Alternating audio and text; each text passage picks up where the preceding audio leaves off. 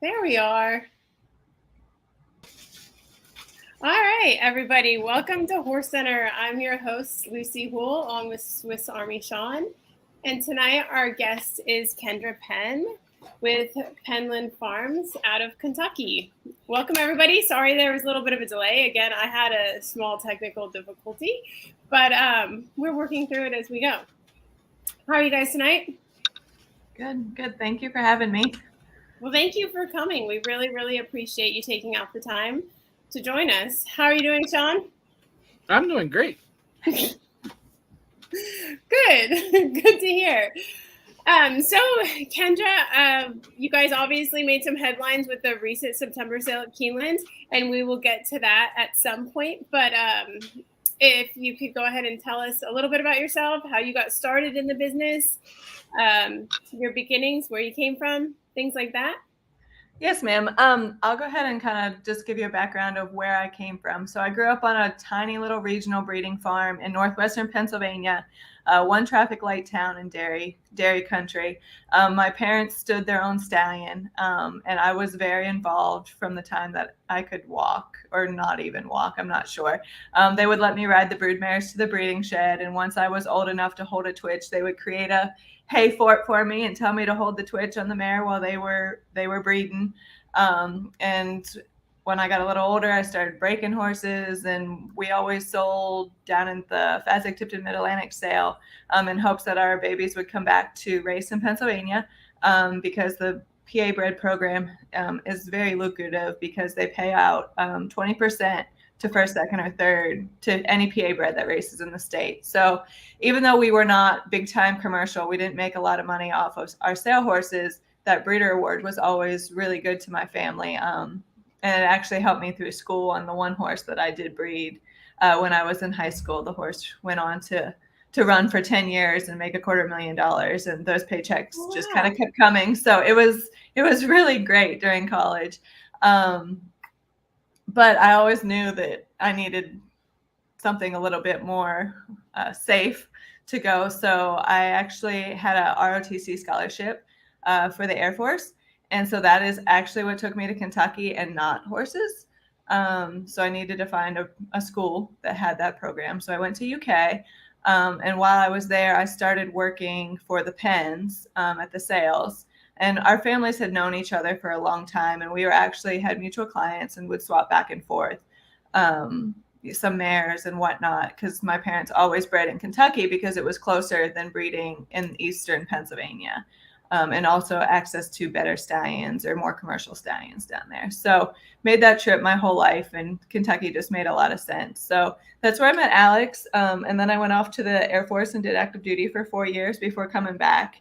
And separating, and we got married, and yeah, it's just kind of been one thing after another. And I was blessed enough that the farm has been successful enough that I had the opportunity to come back full time. So him and I and his dad do the farm full time. We have just over 1,000 acres. It's been my father-in-law's lifelong goal. So we've recently accomplished that a few years ago.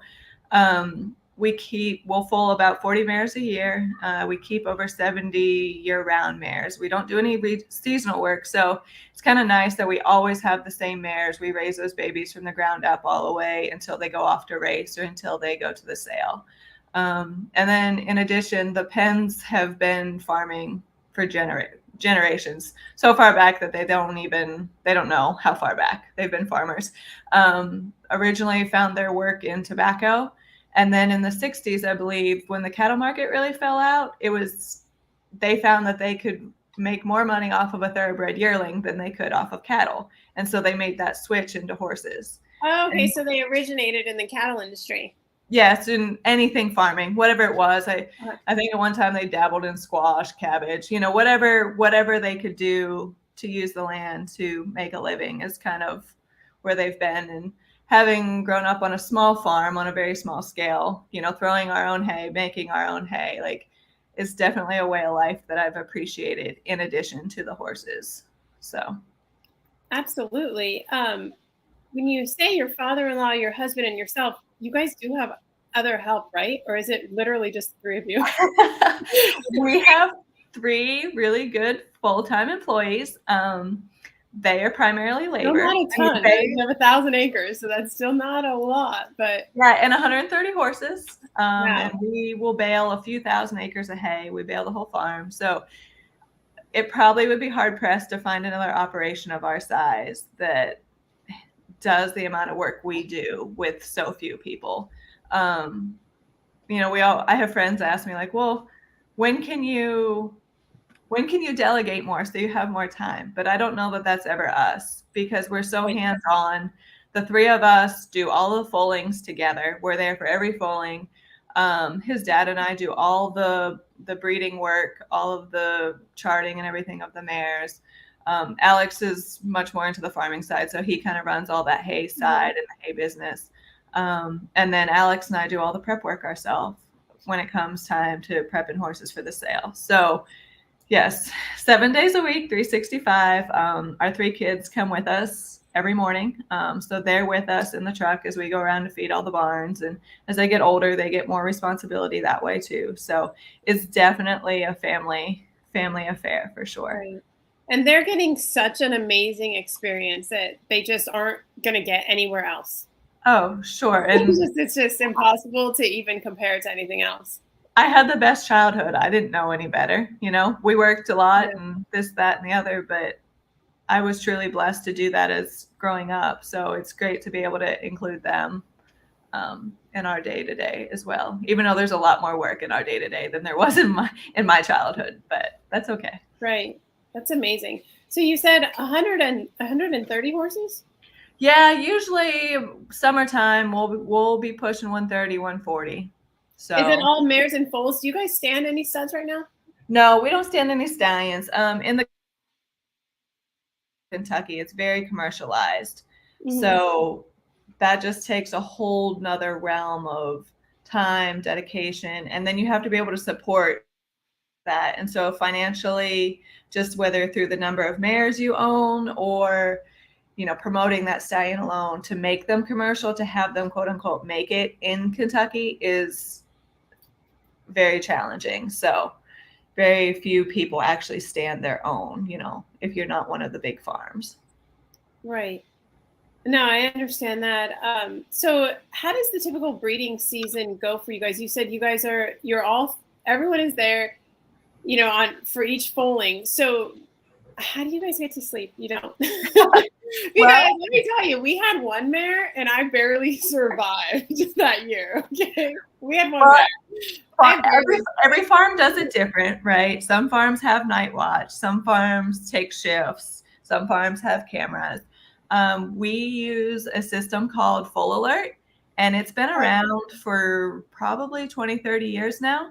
And it's a little monitor that you sew into the backside of the mare. And when the water breaks, it pops a magnet and sets the alarms off. We test it on a daily basis, and we sew them in them ourselves. And so, knock on wood, I can't tell you the last time that we missed a mare foaling. But I can tell you the neighbors who full watch, you know, and there's a human component to that, will miss mares quite regularly. Whether people fall asleep, you walk down to the other end of the barn, another mare foals. Well, there's another one down the barn laying down, falling at the same time. So that's what allows us to be able to do that ourselves. You know, our house is 100 yards from the barn, and when the alarms go off, we're there within 3 minutes. So that's great. Yeah, allows us to sleep. So was everybody waking up and running to the farm at that point? Yes, my husband and I, and then his dad lives across the street, so he's about a mile away. And so, yes, all 3 of us are there. You know, if a foaling goes properly and normal, there's very little work to be done other than just monitoring, making sure everything's okay, making sure baby gets up, you know, cleaning the stall or moving them into a clean stall. But if something goes wrong, you definitely need all 3 people there. So it's not safe to have just one person out there foaling, I don't feel like. Yep. No, I agree. I totally get that. Like I said, I barely survived my mare foaling season. Well, it's more stressful if there's just very tired. So I give you guys a ton of credit because I can't imagine what it would be like running around waiting for 30 or 40 mares to foal. I'm just not, I would just fall apart. I think you guys do a really, really great job. Yeah. And it's very, blessed to be able to learn from Alex's dad for sure, because even though I grew up doing this with our 10 or 15 mares a year, but he's been doing this for 55 years now with 60, 40 to 60 mares a year at different times in his life. So he's pretty much seen it all. So he's a good guiding hand for sure when things maybe don't look right or this, that, or the other. So it's very impressive. So then following the foaling process, do you guys typically, so obviously you have the mares, you have the foals, and then what is the next step at your farm? I know everybody does everything differently, but what is the next step for you guys? So out of the 40 babies we have a year, we have year-round clients. So some of those clients breed primarily to race. So we know that those approximately 5 to 8 babies will go on to be racehorses, and they're not going to go to a sale. We will typically wean our babies. The industry will wean anywhere from 3 to 9 months. We typically wean our babies in October. So when we get done with the September sales, that's what we've been working on the last few weeks. And so we've done that. We've separated them into their groups by sex and by size. And so that's the same group they will stay with all the way until prep season next year. Anywhere from 5 to 9 in each group. And we want them to go out and roughhouse and play and be horses. Right now, they will come in to eat in the mornings, and they will get to stay inside for 4 or 5 hours, take their nap, eat all their food, and then they get to go back out. And they go back out 365 days a year. Rain, snow, sun, you name it, they're going to be outside. The Penns believe in raising horses, quote unquote, tough, and outside is healthier. The more you try to put blankets on them, the more you try to keep them in a warm barn, it just breeds more disease. Those babies will have 4 inches of hair on them, and they'll be covered in snow, and they're just as warm and healthy as anything. So as long as they have hay to eat. So for the next 10 months, they're basically just get to be horses after they're weaned. It's just important that they go on and have that experience of being raised like that, rough and tough and boxing with their friends and running, because at the end of the day, we're trying to raise athletes. Right. And if you raise them in a stall, it would be like sending your high school kid off to play D1 ball and them never playing high school ball. Mm-hmm. So it's important for them to lay down that bone, throughout Absolutely. The biggest growth time of their life. So after we start in the summer, we have to start watching for sunburn. The coat's getting bleached. So we start prepping usually in July for the September sales. And then I guess one other thing is sometimes we sell babies. So we have 6 babies going to the November sale. So right now they just are put on a special sale feed diet, and they get to be in at night to keep from growing really long hair. But then, that's only for about a month before they head to the Keeneland November sales. All right. How does it, I've always wondered. So I know our baby horse, she's like a little bit of a wild animal right now. And then you guys get these horses to the sale and they look gorgeous. They are shiny, their manes are pulled, they're halfway behaving for the most part. Is it like a crash course in, or do you guys constantly, are you continuously working with them? It's 2 things. Well, I guess there's different ways to answer that. First and foremost, they're handled every day. They're handled to and from their paddocks every day. We have a different process than most. We don't do a lot of extra. They get their feet trimmed every 4 weeks, so they learn to stand for the blacksmith and behave for the blacksmith. We don't tolerate any sort of bad behavior. They get in trouble if they want to hurt somebody. It's important for them to learn when they're little that that's not acceptable, right? And then for the most part, they come in untouched when they come into the prep barn. We actually don't even use lead ropes. So the first time they've ever had a shank on is 6 weeks before they go to the sale. Okay. But the way we lead them, the way we handle them, everything's from the shoulder and the withers. And so it keeps, for one, it keeps the person safe. And for two, it always teaches that baby to go forward. Nobody's pulling on their face. So when we put a shank on them, it's the same thing. And so teaching that respect of walking forward, staying in a safe position that if they want to rear up or they want to strike or whatever, the person is safe. And then once they come to the prep barn, you know, we take our time. It's Alex and I for the first few weeks, and we go through and we groom all of them. And, you know, it's a big thing about keeping your legs down when I brush your legs and standing still, because I'm really big on respect. Respect is so important to me, all the way from the time they're born to the time they go to the sale. And you're not going to force these animals to do anything, right? By the time they go to the sale, they're 900-pound teenagers that have muscles and hormones and everything else. So it's constantly reminding them, but it's respect. You know, I want them to respect humans, and a respectful horse will be successful in everything they do. You know, whether it's going on to be broke, going through the breaking process, going through the racing process, and then in their post-racing career life, even more important. You know, and we do a little bit of just simple groundwork, exercises, you know, standing, walking, realizing where they put their feet, you know, just not letting them walk around the stall on you, making them stand there. Just, it's so many minor things that they do that is out of respect. And so ensuring that they have that respect for you is a big thing to me. And so by the time they go to the sale, yeah, you know, if I step into their space, they should take that step back. When I step to their shoulder, they should walk forward, because that is the language they have been taught. So it makes it look easy, but it is a whole process that goes on behind the scenes. And I hire a few young folks every year, and most of them have only handled like old riding horses or this, that, or the other. And it's a big thing. And they're like, wow, like they don't realize how much horsemanship can go into it, but also how it works, right?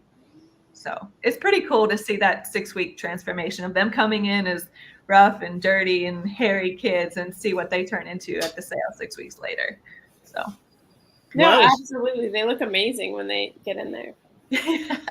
That was my question, is how do you discipline, or if you have a real bad problem child, how do you? Right. And so there's lots of different things. If there's a lot of different natural horsemanship classes and people out there that have studied the natural herds. And I can't say that I follow either one of them. I've just picked up different things from, you know, different people that I've worked through throughout my life. And it's depending on the situation. One of the things that I do is I have a pony horse. Actually, I have 3. Pony horses are like gold. And so, and they are. My old paint, he is worth his weight in gold. And so I teach them to go with the pony horse. And for some reason, that once they learn to go with the pony horse, they respect the pony horse so much more than they respect people, I guess, just out of natural hierarchy, that if I get them going with the pony, then all of a sudden that respect transfers to me on the ground, you know? So I'm big on a soft hand, to further your question, John, that like, hey, if you step into my space, it's a quick snap with a rope halter on their face, back up, you know, back up. And that's your space. You want to drop your leg on me? Nope. I'm going to push you in the shoulder, put your leg back in your space. And it's so many little things that if you're not used to being around horses, you're like, oh, that horse didn't do anything wrong. But there's Kendra over there, quick to like correct them for something like that, because that is respect. And like a teenager, if they take that one thing and the next thing and the next thing, then they learn to do naughty things and dangerous things. And once a horse gets to that point where they're dangerous, it's a lot harder to correct it. So we try to make sure that the moment they do something antisocial, that they are, nope, you're not allowed to do that. You know, tap them in the shins if they want to throw their front feet at me when they come down, right? And it's crazy that you tap them in the shins with your boot when they come down, they won't throw those front feet as often the next time. So simple things that don't hurt the horse, that just, hey kiddo, that's not acceptable, right? So. No, absolutely. Did you ever have one that just completely fought you on that and kind of just didn't fit in, that you kind of had to I'm sure there had to be one. Absolutely. But you have to understand, part of it is why, right? Are they doing it because they're babies? Are they doing it because they just don't understand what you're asking? Are they doing it because they're scared? Are they doing it because they're just flat out mean? Right? So understanding why a horse does something also kind of dictates of how you approach it. Like I had one filly this year who was just scared of everything. And like you could see her brain was just rattling. And so she would start rearing or this or that. And the pony horse didn't help her. And so we literally just did a standing exercise in the barn where just stand there. I don't want you to drop your foot towards me. Nope, you're going to put it back in your space. You're going to walk a circle when I walk a certain way, or you're going to turn, or you're going to stand. And mentally, that exercise was so hard for her. She was standing there sweating. And like there was nothing wild or crazy or anything about that. But after a few days of doing that exercise every day, like when she would start to have an upset moment, start freaking out because the bushes were blowing today, even though she was by the bushes every day, let's stand. And we would go back to that little ground exercise thing, right? And hey, she would get her brain back and then we could go back to work. So just understanding where they're coming from makes a huge difference on how you approach it. And my goal is to always do what the horse needs so that they can learn going forward, so that once they get to that next step, hopefully they can mature out of those challenges that they have, right? The big horse we sold in September, he would come out of his stall and he would spook every day. And then he wanted to be a jerk about it. Well, at first you're like, oh, baby, it's okay. Well, no, he kind of had to, nope, let's go. I'm not playing your game, because then he wanted to be a jerk about things. So just understanding why horses do something makes a big difference of getting them out of it, for sure. Right. No, absolutely. And that's what I tell, people a lot in the industry.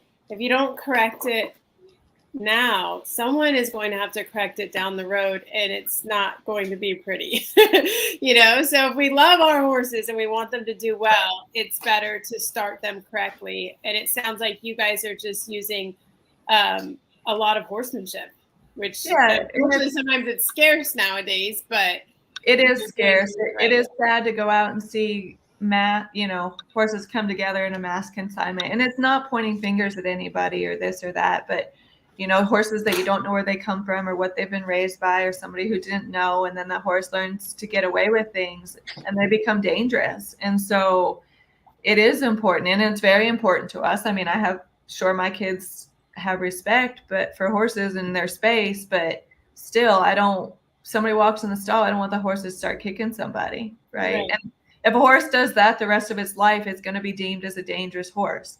And if I can't correct it when they're 400 pounds, you're not going to correct it when they're 1,400 pounds. And so that horse probably won't have the chances to have a really good life later on if they are going to be dangerous. So I think that's a big part of it. It's kind of my unwritten thing is like, hey, you're going to learn respect, if nothing else. I don't care if you're a world beater. I don't care what you do in life, but you're going to be a good citizen, right? No, absolutely. That's definitely sounds like you guys are on the right track. Clearly, you guys are doing things right. So, and I'm sure everybody appreciates it down the road as far as their trainers, their exercise riders, the grooms that get them down the road. It makes their jobs a lot easier if some, basics are handled properly in the beginning. For sure. Yeah, definitely. On the breeding subject again, could you explain a little bit choosing the stallion, stud fees, how those come into play? There's such a wide range as far as the stud fees. If an average person opened up the book, they would be like, oh my gosh. Right. Yeah. I mean, you can breed to a horse for $500 all the way up to, they've announced into mischief at being $250,000 for this upcoming year. I think one thing to note for those who don't know a lot about the breeding side of the thoroughbred industry is that everything has to be live cover. And so that limits our full crop down. I mean, our full crop is small at 18,000, but it also makes sure that our gene pool stays bigger, because even at the high end, which is crazy. The top stallion last year was Golden Pal, and I think he bred 290 mares in the season. So that's still a lot of horses by the same sire. But that's one thing to note is that everything has to be live cover. So you have to plan to take your mare to the stallion at your allotted time to have her covered. There's two different ways that you can pay for your stud fees. So most everything when they talk about stud fees, it means live foal, stands, and nurses. So that means that baby has to be born, and he or she has to stand on their own accord and nurse on its own before that stud fee is payable. If that baby is not able to stand unassisted and nurse, then that stud fee is not required to be paid. The other option is a no guarantee, but the no guarantee is paid today or the moment that you buy it. And if the stallion dies, if your mare dies, if you don't get your mare in foal, if your mare aborts, if your mare delivers a dead foal, any of those things that result in no foal, you are out the money. So usually those things come at a discounted rate. And so it's kind of a business plan, I suppose, for people who chase those no guarantees. But for the majority, the seasons are sold as a live foal, stands, and nurses. It's a big thing. We have 3 years invested in these horses. We're trying to judge what the market is going to be 3 years from now. So they've already announced the majority of the stud fees for 2024. And those babies won't be born until 2025. And then we will sell them in the fall of 2026. So the commerciality and, understanding what sire is going to be popular then is a big thing when you have that many years invested into it. And so some sires that were popular when we bred to them are no longer popular. So kind of being able to track what they're going to do or what that market is a big thing for us of trying to hit it just right. What is your opinion on, a lot of people ask this question, what do you think is more important, the mare or the stallion? Well, if you go back through all the pedigree gurus, the maternal DNA is what we track, right? And so they track it through the mitochondria DNA. And so a lot of people think that it goes back to the mare. Yeah, that is a very big question, I feel like, that my racehorse friends always ask. I think like anything, stallions have a 10% chance of making it big. Of all the stallions that go to stud in Kentucky, only 10% of them are actually going to make it and stick around every year. So and I don't think I think mares are probably more 25 to 30% will make it and to be successful producers. But then also what those matings are make a big difference too. So right. we try to be very dedicated to our mares. But then some stallions, they have all the statistics of the comparative index and whatnot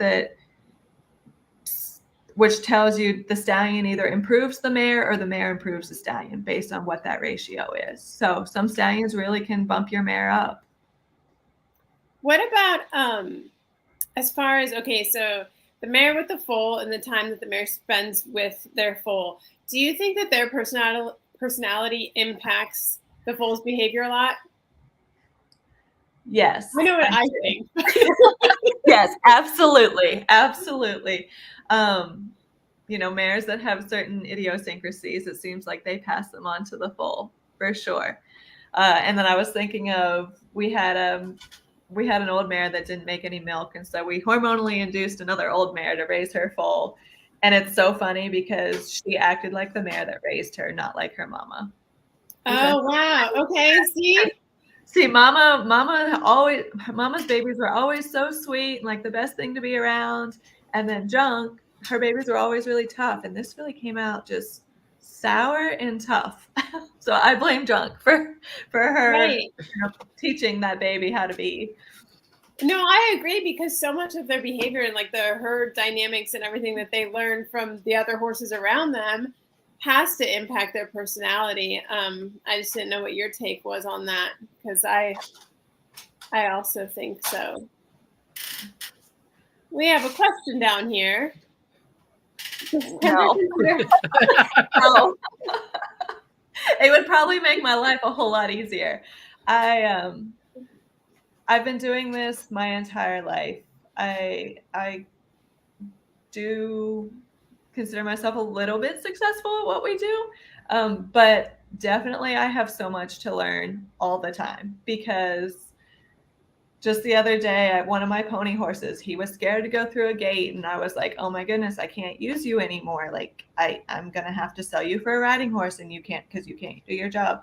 Well, I took myself down a notch and like started working with it, and instantly that horse came around and he is everything. And it's just like, okay, Kendra, like, it just tells you, like, they teach me more than I can ever realize in a day-to-day thing. And when I finally like sit down at the end of the week or at the end of the month, or whenever I have a chance to actually sit back and reflect on how things are going, how much they teach me all the time, for sure, just learning. And it's just going through your principles of, okay, to learn what works for each horse. But it would make my job a whole lot easier if I was a horse whisperer.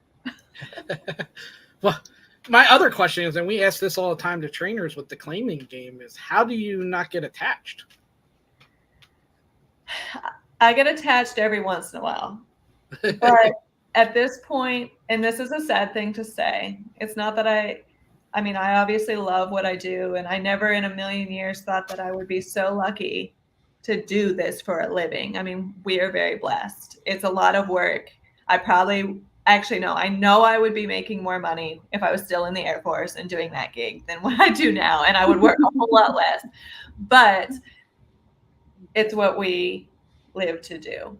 It is definitely a way of life. It's a way of life we want our children to follow. But saying that, when you have that much work to do every day, 7 days a week, it also becomes a job. And so when you have 20, 24 yearlings to prep, and I can't get through them all in 8 hours, and I'm trying to give the ones that need the extra attention, and this, that, the other, it's, I don't get as attached as I used to. But also, I think, to caveat off that, is I've put a lot of time and effort into them for them to go succeed. And for them to succeed, it is for them to be successful on the racetrack, right? So I've done everything I can do to prepare them for the real world, and now it's go fly, right? Yeah, it's kind of like you're like a teacher. Absolutely, or parent. You want your students to do well, and you can't keep them all with you. Right. There's 25 more to fill their stalls next year, and so every once in a while, one that might have a really great personality, and I spend a little extra time prepping for whatever reason. If they need additional attention, I'll get a little attached to those. The only time I get upset about it is if they don't go to a great home through the auction. Like, I hate to say it, but if we sell one to Korea, then it's like, oh man, I'm never going to see that horse again. That makes me sad, right? But for the most part, my goal is to get them in good homes. And if they get into good homes, I still get to follow them, stay in touch with the owners, and wish them all the best on the racetrack. So yeah, no, I get that completely. Going back to September, to the Keeneland sale, obviously you guys got a lot of attention there, but certainly that colt, the Uncle Mo colt, wasn't the only one that you guys had. How many did you have at that sale? I believe we took 19. We entered 21. So, and how does this sale process work? So, I feel like a lot of people, and even sometimes myself, like you'll see the no sale on certain horses. Is that because their reserve was just not met, so then they go right back to the farm that they came from? Typically, it's often hard to tell what happens if their reserve is not met. Did they sell them privately? Was the horse owned in partnership? Maybe they do a deal to send them to a 2-year-old person. You never know what's going to happen to the next step. Maybe they choose to run them. Maybe they sell them to a racehorse home. Lots of different things can happen that doesn't, at that point, then is not public record of what the next step is for that horse immediately. Right. And then at the sale, so Is it just the three of you that go again? No, because especially Keeneland. So Keeneland is a world sale, right? And Keeneland goes on for, the sale ran from the 11th through the 24th this year. We shipped our first 2 horses in on the 7th. So we were there 4 days before the sale started. And I have to have a person for every horse at the sale that can show the horse. And then I also have to continue to keep the farm work going, and we have to continue to keep the horses that haven't shipped to the sale yet prepping. So they don't just sit idly in the stalls. So it is a massive production, and takes a lot of people at the sale. So that's why I kind of do an internship type position at the farm to hire some young folks. I want them to come learn my process, come learn my language for the horses, and get to know my horses before they are at the sale with them. So I have, that just becomes part of it every year, that I know that I have to teach 2 to 3 people. Some years I've taught people who have never touched a horse in their life, and they turned into the best showman at this, that I've ever had at the sale. So some of them are equine majors, some of them are riding horse people, some of them are vet techs, some of them are exercise riders. I kind of find them a little bit of everywhere to come work the sales for me. But I'm there showing, I'm there teaching, I'm there keeping track of everything. John, Alex's dad, and his uncle are, there at the sales. So they kind of run the shed row, and they're kind of the face of Penn sales. And then Alex stays home because he's got to stay home and continue to prep. So there was a big joke that he wasn't there when the horse sold, when the Uncle Mo colt sold, and didn't get to celebrate with the owners or anybody. He was at home working and still grooming horses. Right. When you guys head into sales like that, do you have a pretty close idea of what the horses are going to sell for? No. So was this a huge surprise when it got up over $1 million? Were you guys just like, wow? Or was he special from the beginning? We don't chase $1 million dreams. That's not the league that we are in. That's not often the stallions we breed to. We've bred to Uncle Mo numerous times in the past, but it takes a really special horse to sell for 7 figures. So many things have to align to make that happen. Sure, you can dream, but until the day of the sale, you really don't know whether those dreams are reality or not, or at least in our world. He was always a nice colt. He was born super nice, and the owners live in Oregon, and they hadn't done well at the Washington sale, and I know she was worried about how the horses were going to sell. She just wanted to pay for the mare. She had bought that mare for $210,000 in full to this colt, and she was like, I just hope he brings enough money that he pays for Mama. And I'm like, he's a nice horse, he's going to. But there's so many pieces that go into selling a horse successfully. Not only do you have to have the individual, right? You have to have conformation, you have to have correctness, you have to have a good walk, you got to have balance. But then there's a flip side of that, and that is the repository. We are required to present, I believe it's 42 x-rays of all the joints that we submit to the repository, so that any potential buyers can then have their vets review those x-rays. We are also required to have a scope of the horse's airway for normal size and function of the arytenoids. And that is the video scope of that goes in the repository. So not only do you have to jump through the individual, you have to jump through the sire, you have to jump through the vetting. And Lucy, as you've sold horses before, vets have varying opinions of what I'm thinking about how you get all these yearlings to stand for 42 x-rays. Well, like, good tranquilizer, right? Oh, wow. But that's a big component of it. And then on top of that, there's things at the sale where they come in and they heart scan. Some people won't buy a horse without doing heart scans, and the exertion of their heart correlates to what type of racehorse they're going to be. Some people come in and they measure all the angles of the horse, and that goes into some sort of algorithm, right? People are trying to create science out of buying horses instead of using horsemanship. So that's sort of jump through all those things is a big thing. But the day that horse sold, we had probably 8 of the 10 biggest buyers on the sale ground coming back to look at him.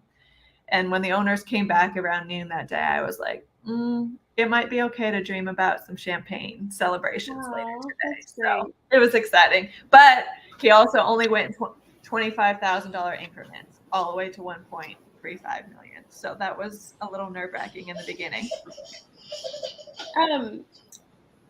In the past, so out of some of the horses that you guys have foaled and raised, do you have a few favorites that stand out? So the first big horse that I got to be, hold on, can you hold 1 second? Yeah, absolutely. Sorry, now I got a bell in the background. You have a what? A bell in the background. That's okay.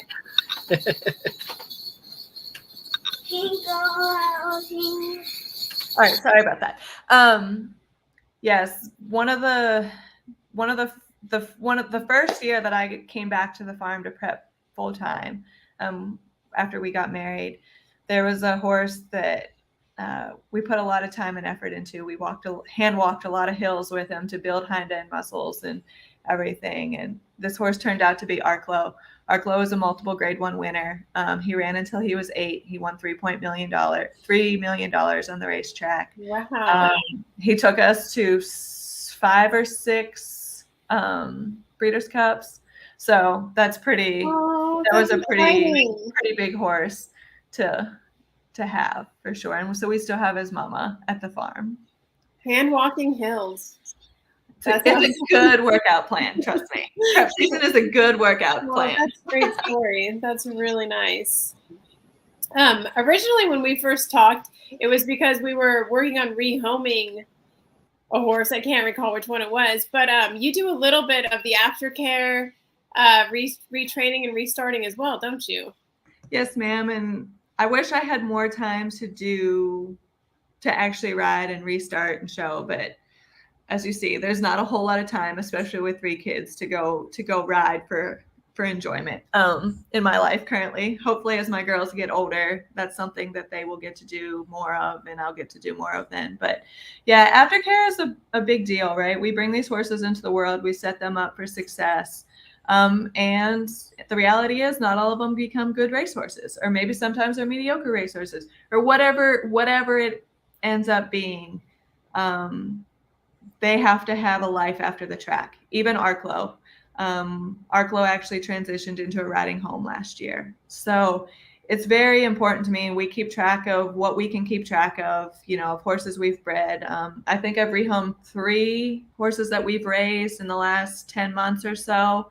And it's just the time putting into it, making sure, just doing the logistics for the current owner of helping them find a good home, and then vetting that home and making sure that the horse is put in a position that it can succeed and thrive, as a riding horse or whatever they're going to do next in their careers. So right. Do you have any luck with the broodmares when their broodmare career is over? What's typically the next step for them? Yes, ma'am. So I think it depends on where are they in that transitioning time from being a broodmare. Sometimes I rehomed 2 broodmares last year that they're 12 years old and they have not had good babies. They don't need to be being bred anymore. The one mare, she had been empty for 4 years in a row. Nobody needs to spend money on making her a broodmare anymore. And I placed them in a home who I knew was really good about retraining. The one is packing an 8-year-old little girl around. It's her first horse. In the matter of 6 months now. And the other one has a young rider on her. And it's funny you ask that, because that's what I rode growing up.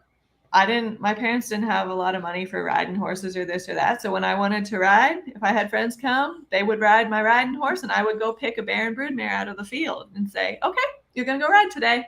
And it's funny how well they do transition into a riding home if they're still at a decent age. I think it's great. The Retired Racehorse Project is a big thing. It's actually happening next week in Kentucky. So it's incentives, and they have a lot of big prize money and it's a showcase for horses recently off the track that are retraining into different disciplines. They came out with a new division for this year, and they're actually allocating $10,000 in prize money for broodmare division. So I think that's cool. not all retired brood mares are going to make riding horses. I get that. We actually have, I think, 13 retirees on our farm that they have a big 40-acre field and they just get to live out their days. Some of them go on to be like reset mares. So they will carry a show horse, they will carry a baby for a show horse or something like that. Hormonally induced nurse mares are getting to be the way of the future when it comes to nurse mares. So mares that have had babies transition really well into that. So they can go be like a nurse mare for babies that need them, whether their mama doesn't take them or they have died in birth.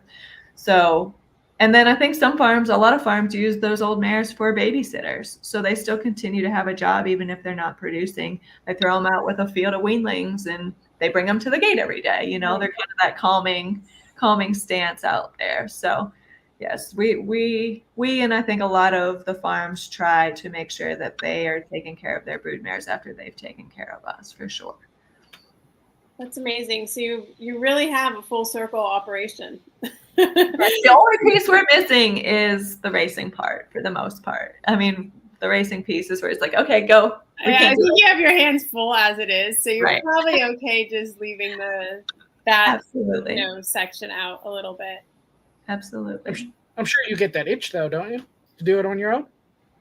Yes. And my father-in-law would have loved to go do it. Actually, the thing I love more than anything is breaking yearlings. That's my favorite thing, taking that next step this time of year, being the first ones to get on them, being the first one to teach them to ride, to go straight, to pick up their leads, to be a model citizen under tack.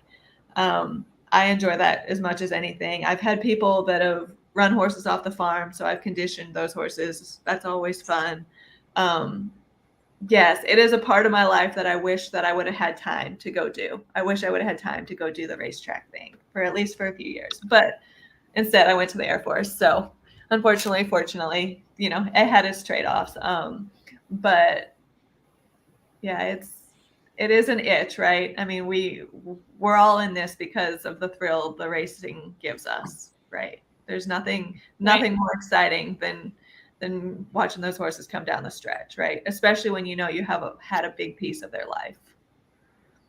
Definitely.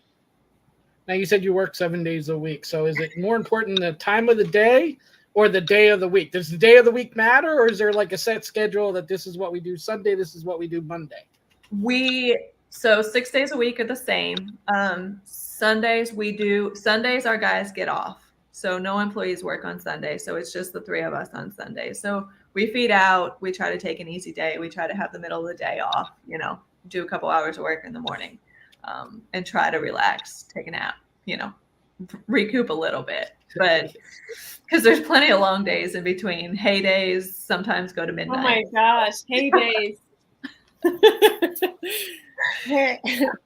Yeah. Do you take part in that as well, the hay process? Yes. Wow. We've gotten, like anything, equipment has gotten so big and so complex that I'm usually in the tractor raking and Alex is in the tractor baling and his dad is moving bales and unloading with the guys. So we pretty much only do big bales. So like the big squares are 3 foot by 3 foot by 7. So it's all automated. It's not hard work, but it's still not at all time. It's still time, right? And we rake a lot after dark to preserve the alfalfa leaves. So a lot of times we don't get done till midnight during the summers doing that. Oh so my gosh, at 7. So, wow. So I don't do that as much anymore because of the kids, but Alex is there working. So like I said, it's a full farm on top of the horses for sure. So just keep going and enjoy the big moments, right? You enjoy the good moments because farming is tough. Any farming business has its challenges continuously. So when we get horses running in big races, we try to take the time to go watch them for sure. So that's amazing. So my last question, because we're approaching an hour here, but my last question will be, what do you do outside?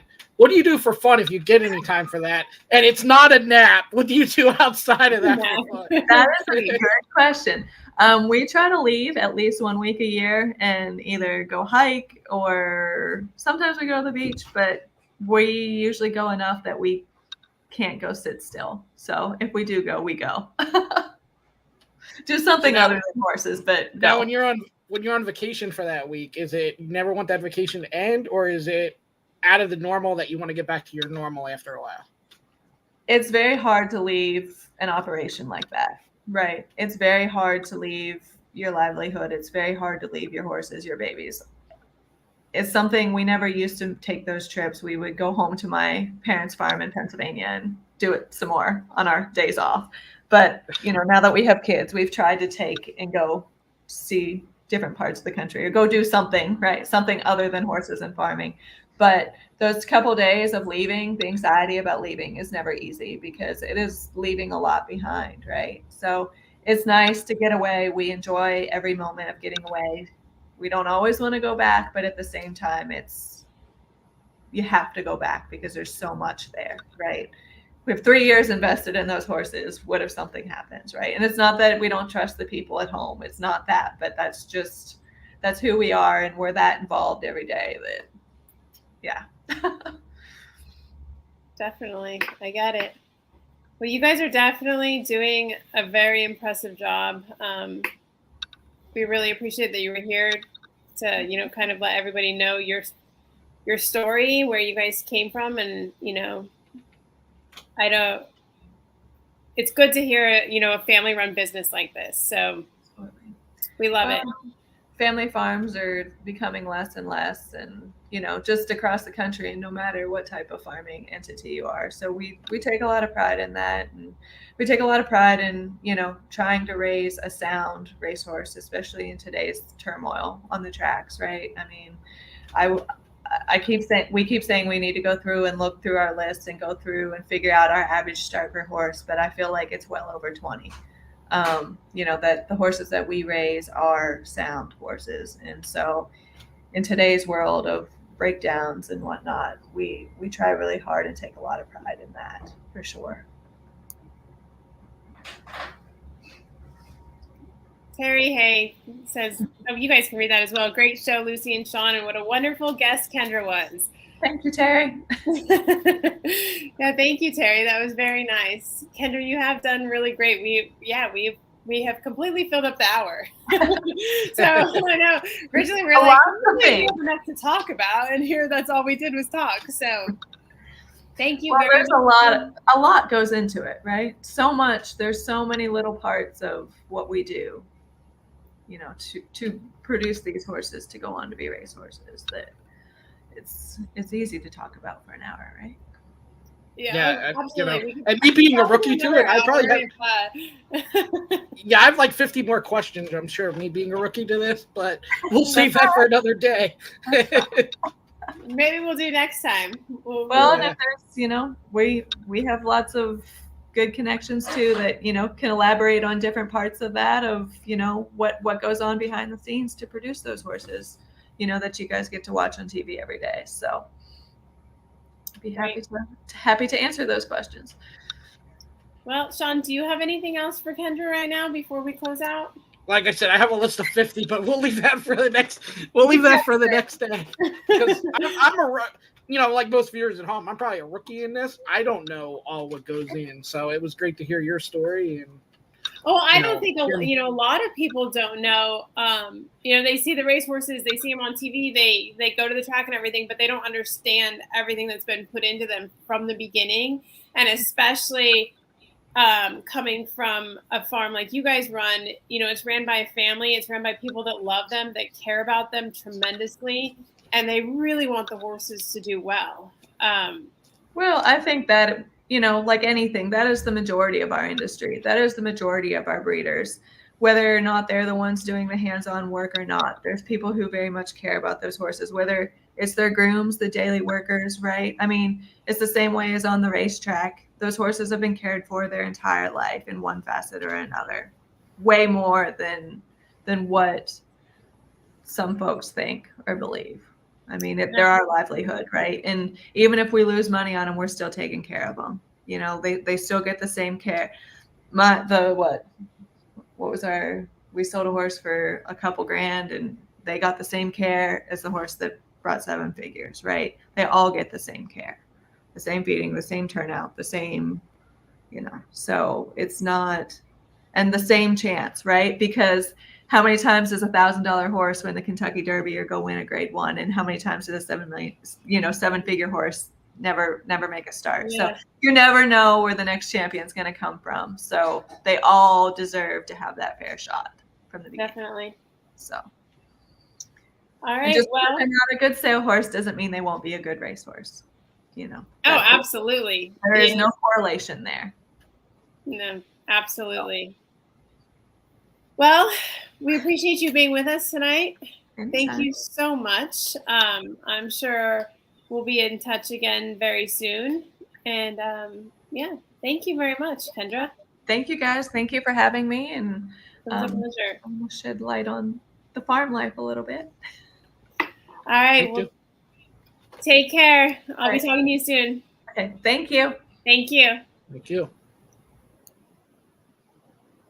Well, Sean, at least tonight we didn't go live for 8 minutes and we weren't live like last night. No, we just did it. We did it for like 30 seconds. No, we did it for 30 seconds. There was a little delay because I like to pretend like we're live, but we're not live. So I just like to start a show and talk a little bit without us being live sometimes. Yeah, it kind of warms us up and gets us comfortable. A warm up.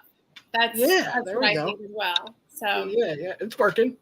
But yeah, that was great. I feel like that was a really good show. Kendra had a lot of really good information. Yeah, like I said, you know more about that life than I do. So I was like, I could have probably had 50 more questions. Did she even, and I'm sure you can answer, did she even say about sunburn with horses? Sunburn? Yeah. Did she say about that? No. Oh, it sounded like she said something about with the sunburn. No. Horses do get sunburnt. Okay, well, I swore she said something about that. Yeah, it is so I was like, thing, wait, what? especially if they have any like pink spots on their nose, any lighter skin areas, it will get really sunburned. Horses has a big glaze, they get super, super sunburned. And how do you prevent that? Sunscreen. Oh. You can put sunscreen on their nose and their sensitive areas. Have a gray horse at home and like the pink parts of his nose will get really sunburnt. So you can put regular sunscreen on it. Sometimes there's like fly sprays that have a sunscreen in them so you can spray their whole body. It helps. Yeah. So what do you have going on for us tomorrow? Anything? All right. Well, the guys should be back tomorrow. Tomorrow's what? Thursday. I'm not sure what they're doing, but as always, stay tuned to our social media at Horse Race, the number 2 day. All the updates will be there. Jamie and I will be back next week. I'll release that schedule as we get it. Great first week by you, and then we'll be back in 2 weeks, and we'll work on that schedule too and release it on social media as well. And now Lucy's really comfortable with the buttons too, so we're ready to roll. I'm like, yeah, no problems here. Yeah, we're ready to roll. All right. Well, we will see you all. I won't see you guys for 2 weeks, but Sean will see you next week. And yeah.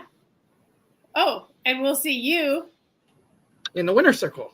In the winner's circle. All right. Good night, everybody. Thank you.